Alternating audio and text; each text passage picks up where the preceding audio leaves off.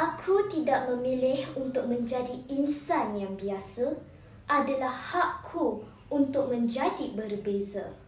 Tidakkan aku ketakutan di hadapan sebarang tuan. Tidak juga kan ku tunduk kepada sebarang ugutan.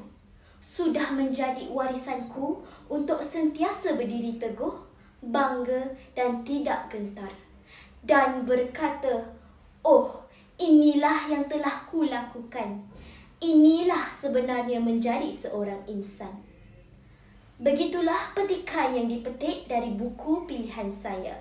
Assalamualaikum warahmatullahi wabarakatuh dan salam sejahtera. Saya Najwa Kristina binti Muhammad Yusof dari Sekolah Menengah Kebangsaan Senggarang dengan kod JEA0013. Pada hari ini, kita akan bersama-sama mendalami sebuah buku ilmiah berjudul Berani Gagal karya Billy P.S. Lim. Karya ini merupakan karya jualan terlaris nombor 1 New Straits Times ketika diterbitkan.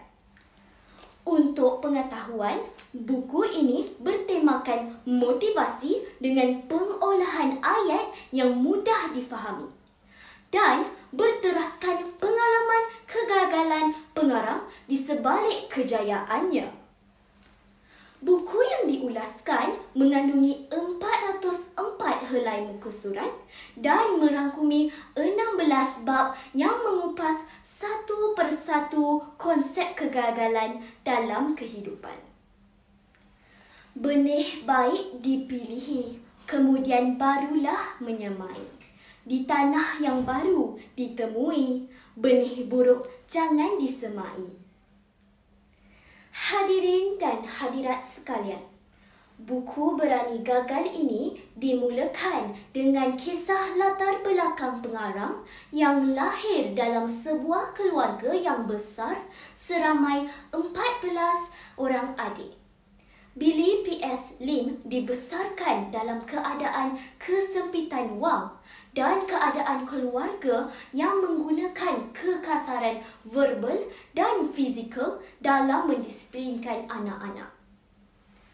Beralih kepada zaman mahasiswa pula, Billy Lim telah mengalami peristiwa pahit dalam kehidupannya sehingga beliau telah bersumpah bahawa tidak akan kembali ke kampusnya lagi.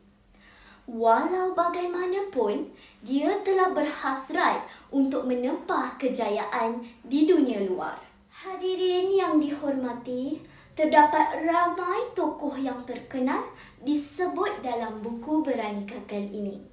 Antaranya Dr. Sun Yat-sen yang gagal sebanyak 10 kali dari tahun 1895 hingga 1911.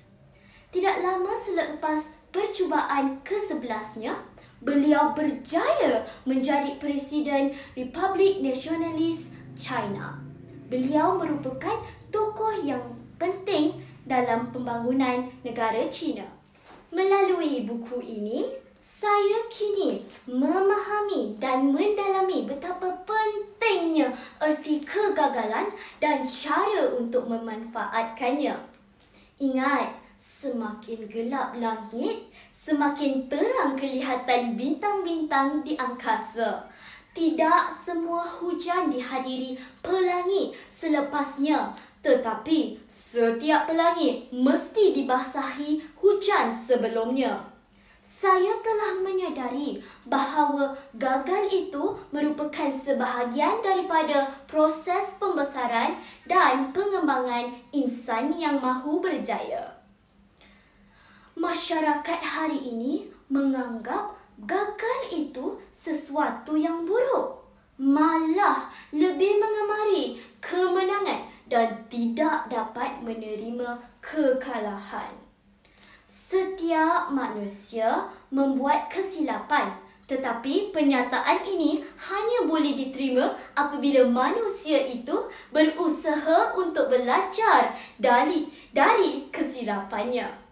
Saya yakin bahawa menjelang waktu anda selesai membaca buku Berani Gagal ini, anda juga tidak akan lagi takut untuk gagal. Akhir kata, kegagalan itu tidak pernah muktamad.